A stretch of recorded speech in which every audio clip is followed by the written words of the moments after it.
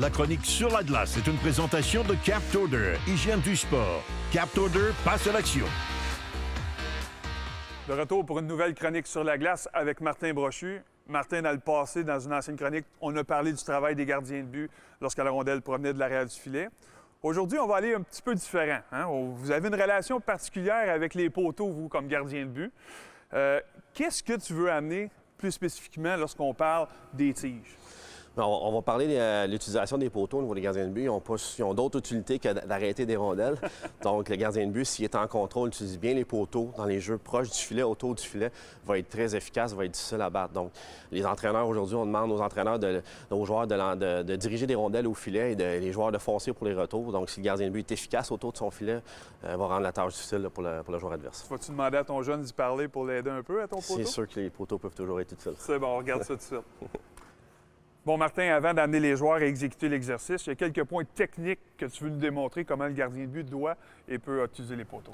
Bien, effectivement, on va démontrer la technique au poteau. Donc, on va voir Alexis va foncer directement dans son poteau. Donc, si on voit ici, il couvre bien le bas de la glace, utilise sa jambe pour pousser et son bras collé sur le bord du poteau. Il y a différentes techniques. On veut travailler avec le gardien de but avec ce qui est le plus à l'aise. Donc, le but, en fait, c'est d'arrêter la rondelle et être très à l'aise autour de ses filets. Donc, Alexis est à l'aise avec cette technique-là. On va s'assurer qu'il couvre bien le trou ici. Il y a des gardiens qui utilisent le bâton, la longueur du bâton à terre pour couvrir le bas de la glace. Il y a certains gardiens de but qui aiment quand le patin est complètement à l'intérieur. Moi, j'aime moins cette technique, c'est moins confortable pour pousser de haut en bas et de gauche à droite. Il y a des gardiens de but qui utilisent la lame directement dans le poteau. Alexis va nous le montrer. Si la lame est directement dans le poteau, ici, on voit, il y a comme un espace ici pour la rondelle, donc devient moins efficace, on laisse des espaces. Donc, la technique qu'Alexis nous a démontrée au départ est excellente.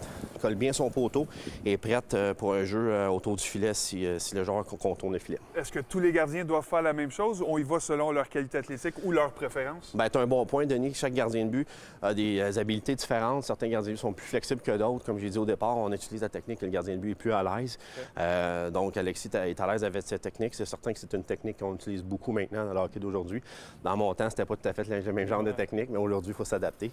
Donc, il y a beaucoup de jeux autour du filet, puis c'est une excellente technique pour être efficace. Excellent. On va emmener les joueurs, puis on va démontrer ça. Excellent. Bon, Martin, tes joueurs sont prêts. Qu'est-ce que tu vas leur demander d'exécuter? Aujourd'hui, on est chanceux, on a des joueurs calibre Bantam 3, donc on peut introduire l'exercice avec une rondelle. Pour les plus jeunes novices à tombe, ça va être plus difficile avec rondelle, donc on peut le faire sans rondelle pour mettre le gardien en confiance. Donc, pour l'exercice ici, on va demander à Alexis d'être en haut de son demi-cercle, simuler un lancer. Donc, c'est comme s'il y avait un lancer côté bouclier en bas ici. Donc, il va effectuer l'arrêt et par la suite, va se diriger vers le poteau pour le retour. Et c'est là que le joueur ici va être avec la rondelle ici et va effectuer soit un lancer ou faire le tourniquet de l'autre côté. Donc, Alexis doit utiliser bien ses poteaux pour couvrir le bas de la glace. Parfait. Tu vas exécuter. Première fois. On va y aller tranquillement. Je vais faire le tour du filet. Et on voit Alexis pousse, boum. J'ai aimé cette séquence, c'est qu'Alexis a toujours bien suivi la rondelle, n'a pas tourné sa tête directement à l'autre côté, toujours garder contact visuel avec la rondelle, ce qui est très, très important. On peut recommencer l'exercice. Simule un lancer, rentre dans le poteau, boum, virage, excellent. Et ce que j'aime avec cette technique, c'est qu'on est bas, on est proche de la glace, donc on peut facilement mettre la main sur la rondelle et immobiliser le jeu. Et qu'est-ce qui est le plus important? Est-ce qu'on déplace et on regarde en se déplaçant ou on regarde en premier déplacement? Y a-t-il une succession d'événements pour transférer de côté? C'est sûr qu'il n'y a pas le choix. Le gardien de but, à un moment donné, il faut falloir qu'il tourne la tête. Là. Ouais. Très important. Par contre, il doit s'assurer de garder le contact visuel le plus longtemps possible. Donc, aussitôt que le gardien est derrière, on perd le contact visuel, c'est de tourner la tête rapidement et de s'assurer que le joueur contourne vraiment le filet et non pas ne pas changer de direction. Parfait. Et ensuite, si on ne fait pas le tourniquet, il y a d'autres options pour le joueur? Oui. La deuxième séquence, on va partir l'exercice de la même façon. Donc, le gardien de but va aller papillon, simuler un lancer, rentrer dans le poteau. Puis on voit le gardien de but. Bon, bonne prise d'information. Fait l'erreur. Le gardien de but, s'il fait l'erreur de rester dans le fond du filet, comme ça, ici, on voit les trous, l'espace. Donc, c'est simplement une petite poussée. On parle de 6 pouces, 6 à 8 pouces. Essayer d'être gros dans le filet, venir couvrir, centrer avec la rondelle. Comme de cette façon, le tireur n'a aucun espace. Donc, on peut redémontrer l'exemple la bonne exemple. Boum. Il est gros dans le filet, prend de l'espace, donc c'est un jeu qui est proche. Il n'a pas le temps de se relever debout, couvre le bas de la glace et effectue l'arrêt facilement. Ce que j'aime aussi de cette technique, quand le gardien de but utilise des poteaux, le gardien reste à l'intérieur des poteaux. Donc, on ne veut pas avoir un gardien qui pousse si Alexis fait l'erreur de se placer en haut ici. Tu te places en haut ici. Donc, tombe papillon et glisse à l'extérieur du filet ici.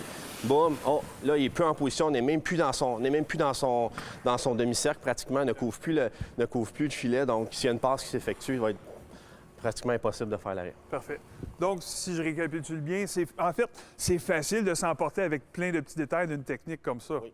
Fait que si on garde ça simple, on garde ça efficace et on travaille avec les forces et les faiblesses de chaque gardien, on y arrive plus facilement à trouver la bonne solution et la bonne technique pour le gardien. Effectivement, c'est quand même assez complexe comme technique. Il faut garder le match, la game simple, le match simple le plus possible. Donc, c'est pour ça que j'aime utiliser les poteaux. Le gardien de but est toujours en bonne position, gros dans son filet. Et ça va l'aider à améliorer son jeu autour du filet, les jeux courts. Excellent. Merci beaucoup, Martin. Plaisir. Et nous, on se voit la semaine prochaine.